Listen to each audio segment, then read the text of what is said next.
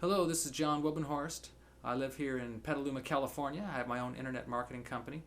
And recently I was in San Francisco and I was at a light and someone just backed into the side of my car. They had a sort of angled parking space.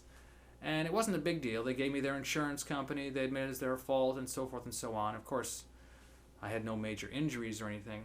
But later that night when I went home, I realized there was just some trauma in my body. I don't know how to say it. I could just feel my muscles were a little bit tight, and I just remembered, don't mess. You may think it's a small accident, but your body can make all these different adjustments, and it can be, sometimes you don't get the results of what you think is no big deal till later on it turns out it can be a big deal. So the next morning, I went and saw Dr. David Donaldson, a chiropractor I know in Petaluma who's done great work for me before.